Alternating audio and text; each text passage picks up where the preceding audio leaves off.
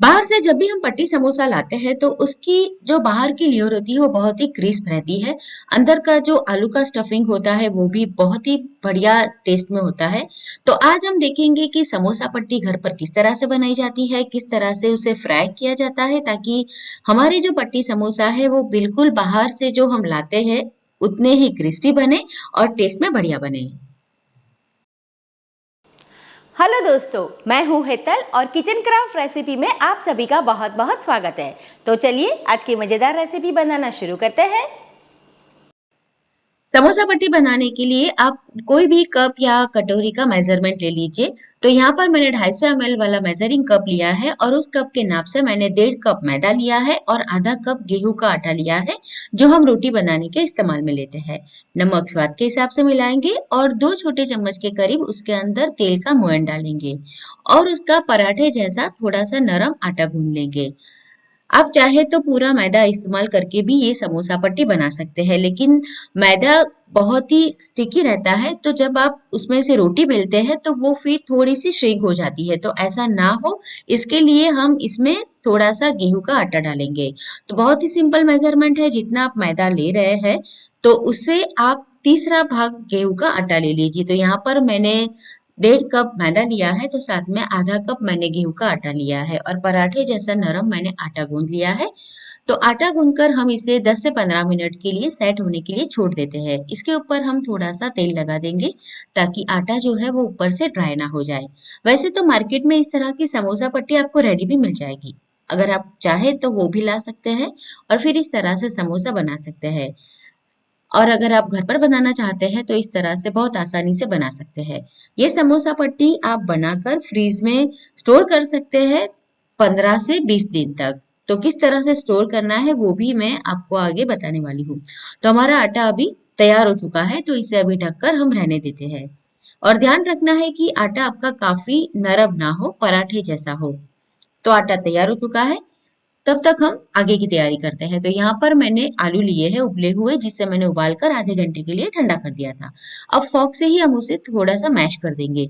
हमें इसमें बहुत ही महीन इसे मैश नहीं करना है। जब आप इसे खाएं तो छोटे छोटे आलू के टुकड़े आपको खाने में फील होने चाहिए, तो उस तरह से हमें मैश करना है। तो फोक की मदद से बहुत ही आसानी से ये हो जाएगा। मैंने जो क्वांटिटी ली है उसमें से आप 20 से 25 पट्टी समोसा बनाकर तैयार कर सकते हो। अब इसके अंदर हम मसाला डालेंगे। तो 1/4 टीस्पून के करीब यहाँ पर मैंने हल्दी पाउडर डाला है, नमक स्वाद के हिसाब से तो आधा टीस्पून नमक है। आधा टीस्पून गरम मसाला डालेंगे। आधा टीस्पून धनिया जीरा पाउडर डालेंगे और 1 टीस्पून इसके अंदर लाल मिर्च डालेंगे और हरी मिर्च और अदरक की थोड़ी सी पेस्ट भी डालेंगे। तो जितना तीखा आपको पसंद हो उसके हिसाब से आप हरी मिर्च और लाल मिर्च डालें। थोड़ा सा पुदीना लिया है जिसे हाथों से ही तोड़कर डाल देंगे और थोड़ा सा हरा धनिया। अब मिक्स कर लेंगे इसे। पट्टी समोसा में आप स्टफिंग अपनी पसंद के हिसाब से कर सकते हैं, जैसे चना दाल का भी पट्टी समोसा मिलता है, मटर का भी पट्टी समोसा मिलता है और आप चीज कॉर्न वाला भी बना सकते हैं। तो आज हम आलू का बना रहे हैं। तो मसाला अब हमारा तैयार है और जो आटा हमने रखा था गूंद के वो भी अभी सेट हो चुका है। तो अब उसमें से हम इस तरह के थोड़े से मीडियम साइज के लोए तैयार कर लेंगे और फिर उसे हमें बेलना है।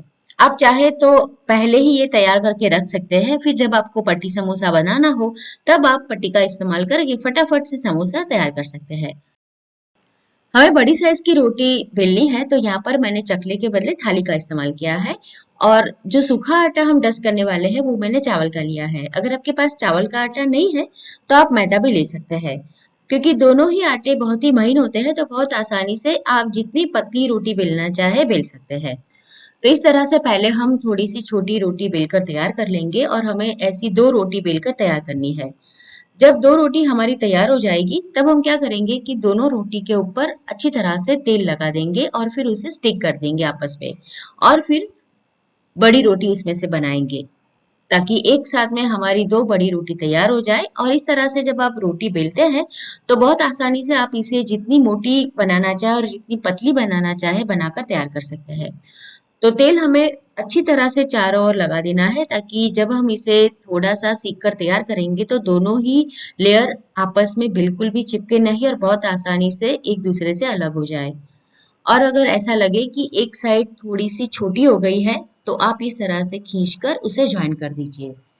अब फिर से थोड़ा सा सूखा आटा इसके ऊपर डालिए और बड़ी साइज की रोटी बेल दीजिए। तो यहाँ पर तकरीबन ये जो थाली दिख रही है उतनी बड़ी रोटी हमें बेलकर तैयार करनी है। जब आप इसे बेले तो किनारों की ओर से बेलते जाए तो अपने आप ये बड़ी हो जाएगी और आपके जो किनारे हैं वो भी बिल्कुल मोटे नहीं रहेंगे। और अगर आपके पास इस तरह की बड़ी थाली नहीं है तो आप कोई भी जो डिब्बा आता है उसका ढक्कन है उसके ऊपर भी बेल कर तैयार कर सकते हैं या फिर प्लेटफॉर्म के ऊपर आप इसे बेल लीजिए। तो मैंने ऐसी बड़ी रोटी तैयार कर ली है। अब हम इसे थोड़ा सा सेक लेंगे। इसे हमें कच्चा पक्का ही सीखना है, ज्यादा इसे सेकना नहीं है। तो यहाँ पर मैंने एक फ्लैट सा तवा ले लिया है। आप डोसे का तवा ले लीजिए या कोई भी आपके पास जो फ्लैट तवा है वो ले लीजिए। और गैस की फ्लेम को हमें स्लो रखना है और इसे उलटते पलटते रहना है। इसे हमें 100% तक कुक नहीं करना है। अगर ये ज्यादा कुक हो जाएगी तो इससे आप समोसा तैयार नहीं कर पाएंगे, आप आसानी से हैंडल भी नहीं कर पाएंगे। तो इसे हमें कच्चा पक्का रखना है। तो इस तरह से इसे 5-5 सेकंड के बाद उलटते पुलटते रहिए। थोड़ी देर में जैसे ये थोड़ी सी सिकेगी इसके अंदर हवा भरेगी और आपके जो दोनों लेयर है वो एक दूसरे से अलग हो जाएंगे। आपको अभी छोटे छोटे बबल इसके ऊपर दिखाई दे रहे हैं। तो इस तरह से आपको इसे उलटते पलटते रहना है। देखिए अभी इसके अंदर हवा भरनी शुरू हो गई है। जैसे ही हवा भर जाएगी उसके बाद एक जगह से हवा फिर से वापस बाहर निकलना भी शुरू हो जाएगी। तो वहां से आप आसानी से दोनों लेयर को अलग कर सकते हैं। अगर ये ज्यादा पक गई तो फिर आप जब समोसा भरने के लिए इसे मोड़ेंगे तो ये टूट जाएगा। तो इस तरह से जब ये थोड़ी सी कच्ची पक्की तैयार हो जाए तो आप उसे थाली के ऊपर एक दो बार ऐसे पलट दीजिए। तो बहुत ही आसानी से दो जो लेयर है वो एक दूसरे से अलग हो जाएंगे। बीच में इसीलिए मैंने बोला था आपको कि अच्छी तरह से आप तेल लगा देना ताकि आपकी जो रोटी है उसके दोनों लेयर इस तरह से आसानी से अलग हो जाए। अभी मैं आपको दिखाऊंगी तो आप देख सकते हैं कि ये जो लेयर है वो कितना पतला बना है। इसमें से आपको अपना हाथ दिख जाएगा, इतना ट्रांसपेरेंट ये बन के तैयार होता है। तो मार्केट में जब आप ऐसी समोसा पट्टी लेने जाते हैं तो वो बहुत महंगी भी मिलती है। तो घर पर आप बहुत आसानी से इसे बनाकर तैयार कर सकते हैं।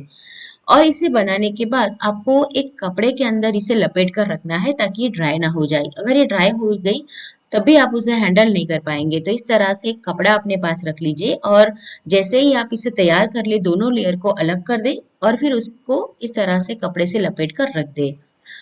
अब हम इसे कट करेंगे। तो कट करने के लिए यहाँ पर मैंने चार जो लेयर है वो एक साथ रख दिए हैं। चारों की जो साइज है वो सेम होनी चाहिए। अब हम इसके चारों साइड से थोड़ा सा कट कर लेंगे और इसे एक स्क्वायर शेप दे देंगे ताकि हमारी जो पट्टी है वो रेक्टेंगल शेप में बन के तैयार हो जाए। तो इस तरह से बड़ी नाइफ लेंगे और उसे कट कर लेंगे। चारों साइड को मैंने कट कर लिया है। अब हम थोड़ा सा इसे मेजर करके कट करेंगे ताकि हमारी जो भी समोसा पट्टी है वो सभी एक समान मात्रा में बने। कोई भी साइज बड़ी या छोटी ना हो, आप अपने अंदाजे से भी कर सकते हैं या फिर इस तरह से स्केल ले लीजिए और फिर कट कर लीजिए। तो मैंने अभी इसमें बीच में दो कट लगाने हैं ताकि हमारी इस तरह से समोसा पट्टी बनके तैयार हो जाए। आप चाहे तो सिर्फ गेहूं का आटा इस्तेमाल करके भी ये समोसा पट्टी बना सकते हैं, लेकिन उसमें फिर समोसा का जो टेस्ट है वो थोड़ा सा चेंज हो जाएगा। मैंने अभी सारी समोसा पट्टी इस तरह से कट करके तैयार कर ली है और उसे भी हम एक कपड़े के अंदर रखेंगे। अगर आप इसे स्टोर करना चाहते हैं तो इसे क्लीन रैप कर दीजिए और फिर उसे कोई भी जिपलॉक बैग में भर के आप फ्रीजर में 15 दिन से लेके 20-25 दिन तक आसानी से स्टोर कर सकते हैं। जब भी आपको इस्तेमाल में लेना है तब आप उसे आधे घंटे पहले फ्रीज में से निकाल के फिर इस्तेमाल में लें। अब समोसा चिपकाने के लिए हम एक मैदे की स्लरी जैसा बनाएंगे। तो यहाँ पर मैंने 2 चम्मच मैदा लिया था, उसके अंदर 2 से 3 चम्मच पानी डालेंगे और थोड़ी गाढ़ी सी हम स्लरी बना देंगे। तो हमारा जो स्टफिंग था तैयार है, स्लरी भी तैयार है और हमारी समोसा पट्टी भी तैयार है। तो अब हम समोसा किस तरह से भरा जाता है वो देख लेते हैं। तो समोसा पट्टी आपको इस तरह से एक एक लेनी है, फिर बाकी के ढककर रख दे ताकि वो ड्राई ना हो जाए। आप उसे चकले पे रख दे या फिर कोई भी इस तरह की जो फ्लैट सरफेस है उसके ऊपर रख दे और उसका एक कोना ऐसे मोड़ दे और फिर उसे पलट दे। तो ऐसा ट्रायंगल जैसा शेप आपको दिखेगा, उसे आप जो हमने स्लरी बनाई है उससे चिपका दे। तो आपको एक ऐसा पॉकेट जैसा आगे की साइड मिल जाएगा, उसमें हमें स्टफिंग भरनी है। तो 1 से 1.5 चम्मच या ज़्यादा से ज़्यादा 2 चम्मच तक की हम स्टफिंग भरेंगे। ज़्यादा स्टफिंग ना भरें, नहीं तो क्या होगा कि जब हम इसे मोड़ेंगे तो स्टफिंग हमारी बाहर आ जाएगी। तो 1 से 1.5 चम्मच या फिर 2 चम्मच जितनी स्टफिंग भरें और फिर उसे इस तरह से पलटती जाए। तो हमारा ट्रायंगल शेप वाला पट्टी समोसा तैयार हो जाएगा और जो आखिरी उसका कोर है उसे हम स्लरी से अच्छी तरह से स्टिक कर देंगे, ताकि जब हम इसे फ्राई करें तो ये बिल्कुल भी निकले नहीं। तो इस तरह से हमें सारे समोसे तैयार कर लेने हैं और उसे भी ढककर रखना है। अगर ज़्यादा क्वांटिटी है तो कपड़ा गीला कर दीजिए ताकि वो ड्राई ना हो जाए। अगर समोसा पट्टी छोटी है तो छोटे बनेंगे और थोड़ी सी बड़ी है तो इस साइज के बनेंगे। तो अभी इसे हम फ्राई करने वाले हैं। तो मैंने तेल को पहले से ही गरम करने के लिए रख दिया था। तेल जब आपका गरम हो जाए अच्छी तरह से तो आप गैस की फ्लेम को मीडियम कर दीजिएगा और फिर समोसा फ्राई कीजिए। अगर तेल ज़्यादा गरम होगा तो कलर तो आ जाएगा लेकिन वो क्रिस्प नहीं आएगा जो हम बाहर से लेके आते हैं। फ्राई करने के लिए आप इस तरह की जो कढ़ाई आती है उसका इस्तेमाल कीजिए, यानी कि जो नीचे से राउंड शेप में हो। जो फ्लैट पैन आता है उसका इस्तेमाल मत करना। और एक बार में जितने समोसे आते हैं उतने ही डालें, बहुत ज़्यादा मात्रा में ना डालें। और जब ये हल्के से फ्राई हो जाए तब आप इस तरह से इसे कच्छी से उलटते पलटते रहें ताकि बहुत ही बढ़िया से एक क्रिस्प बन जाए। अगर आप इसे कच्चे पक्के रख के मतलब दोबारा फ्राई करना चाहते हैं तो ये स्टेज पर आप इसे निकाल दें और फिर जब आपको सर्व करना हो तब आप इसे कुछ देर के लिए और फ्राई कर दें। अगर आपने जो कढ़ाई इस्तेमाल में ली है उसमें कम तेल होगा तो जैसे आप देख रहे हैं राइट साइड वाला, ऐसा नीचे से आपका समोसा डार्क हो जाएगा। तो तेल की मात्रा आप प्रॉपर रखिए और इसे कम से कम 5 से 6 मिनट के लिए फ्राई कीजिए मीडियम गैस के ऊपर। और अभी ये जो कलर आपको दिख रहा है ठंडा होने के बाद ये थोड़ा सा और डार्क हो जाएगा, तो ये स्टेज पे हम इसे निकाल देंगे। तो हमारा समोसा तैयार है जिसे मैंने हरे धनिया की चटनी और मीठी इमली की चटनी के साथ सर्व किया है। तो दोस्तों ये रेसिपी आप एक बार जरूर ट्राई करें।